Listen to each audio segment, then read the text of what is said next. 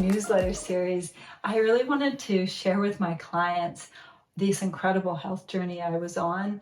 And I think we met last March. My word for 2023 is connection. So I'm really excited to be able to connect with you today and to share some of the non-typical health journeys or health treatments that someone might go on. So Stephanie, thank you so much for being here. And maybe we can start off by telling my clients and my sphere of influence, what is Rolfing? Yeah, so Rolfing is manual therapy, so hands-on body work. And the main goal of it is to align the body, the structure in the gravitational field. So better posture, put very blankly. The goal is improving not only structure, but also function. So this decreases pain, increases range of motion, flexibility, just basic movement in the body. And also if you're an athlete or tend towards athletics, it improves athletic performance as well.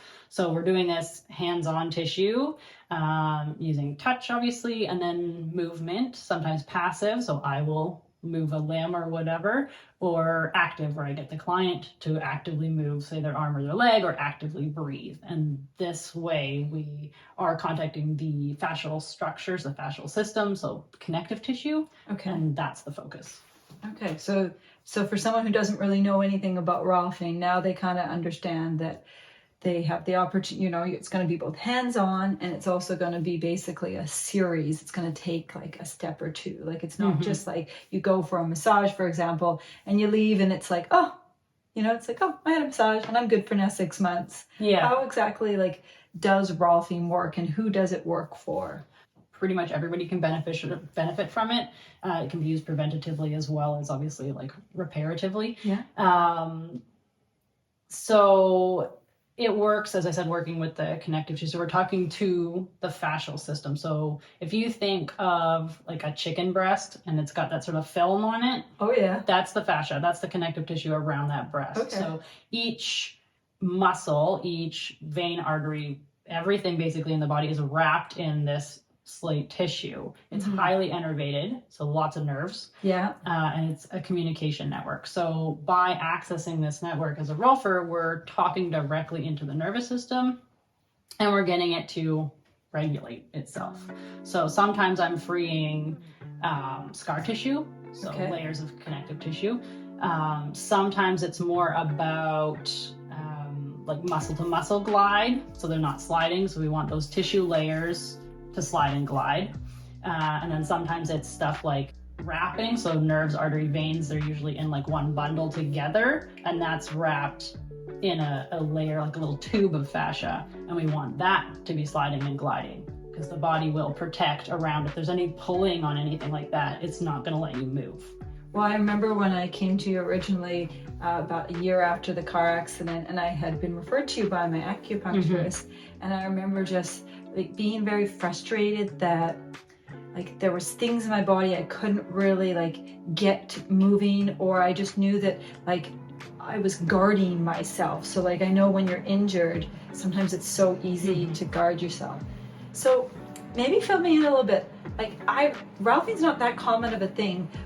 What made you get into Rolfing, and how does one become a Rolfer? So for 99% of Rolfers, we got Rolfed at some point. That's great. That's pretty much what it is. So for me, my own journey, I was in my late 20s. I'd had surgery for a bunion, so twisted toe. Okay. And the surgery didn't go so well. So a year after the surgery, not only was my toe still a little bit gimpy, but now it was starting to be numb and go purple. So there was something was not getting down there, right? Obviously blood supply.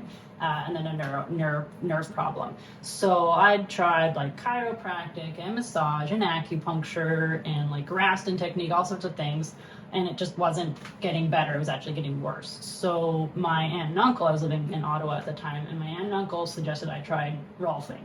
And I was at the point where I was I don't know what else to do. I've never heard of Rolfing. I don't know what that is, but okay, I will do this. Like me with the car accident. Yeah. I'm okay, if you can fix me, if you can get the movement, if I'm not in pain, I'm sold. Yeah, exactly. So I tried it in 3 sessions and it was fixed. So wow. Yeah, no more, and it's never come back. Like a little bit, I get a little nerve pain down there, but that's also because, not nerve pain, numbness, but that's also because of the surgery, like that nerve is damaged. So if there's pressure on it, I feel a little numbness. But that's the only thing that I have now is like if I'm wearing something too tight on my foot. Otherwise, it's all fine. So fascinating. Yeah, so you were Rolfed and you became a Rolfer. Yeah, and I was like, oh my gosh, this is so helpful. I want to do this. And so I went to school. There's no school for it in Canada. Okay. So your options are basically the Rolf Institute, the Dr. Ida Rolf Institute in Boulder, Colorado is sort of the main headquarters. There's the European Rolfing Association in Munich, and there's a Rolfing Association in Brazil. Wow. So I did my basic training in Boulder, and I'm actually in the process of doing my advanced training in Germany. So I go back in April. That's what you did last year, yeah. That's what I did. Yeah, part 1 was in September. Yeah. So if someone comes to you and they decide that they want to try treatment with Rolfing, how does it work? Like, would they do? I think when I was thinking back, I think I started with 3 sessions, but then I kind of became we rolled it into 12.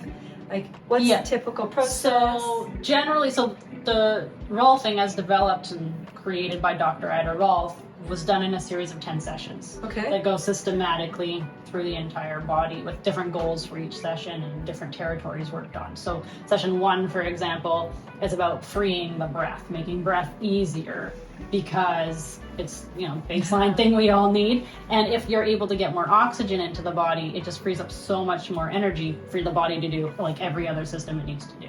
So that's session 1. And then each other session has its own goal. So that's the Rolfing 10 series. I usually, if people are have never heard of it or are a little concerned, I don't say sign up for 10. That's a big commitment up front, especially if you don't know what it is. So I usually say try 3. Okay. Try 3 sessions, see if you like it, see if it works for you, and go from there. So does it hurt? Like for all my clients that don't know? There can be moments of intense sensation. Okay. But I work with each person's sort of tolerance, where they're at, the layer of availability, right? So I don't want you to be like clenching your teeth and holding your breath and tensing up everywhere else, because is that really beneficial to your entire system? Like it's a very holistic therapy. So yes, there might be sensation, but it shouldn't be pain. It should be, therapeutic discomfort. Like it should feel like it's beneficial in some way. Yeah, because I think I've done almost like both the sessions of 10 times twice, and I know some of the things that I took away from it was just like the increased mobility, but that need to learn how to focus on posture, and just when something hurts, you compensate. And so it was step by step. Yeah. And every week or every 2 weeks, however we paced them apart, I would just kind of feel okay, I am making progress. And eventually it was I could feel myself being more conscientious of how I was standing, how I was sitting. Yeah. And so it was overall, I was okay, I'm becoming a better version of me. Who would you say really benefits the most from Rolfing? So it tends to be, more of a soft tissue issue. So that can be stuff from MVA, whiplash. Yeah. It can be scar tissue from surgeries or injuries. Things like anything that's sort of fascial related. So plantar fasciitis, which is an irritation of the plantar fascia on the bottom of the foot. I didn't know that. Yeah. Carpal tunnel. Yeah. Like anything where you're dealing with a lot of tension tends to be, because we're working on releasing all that holding. Oh, very cool. Well, thank you so much. I know you've got a busy schedule, so thank you so much.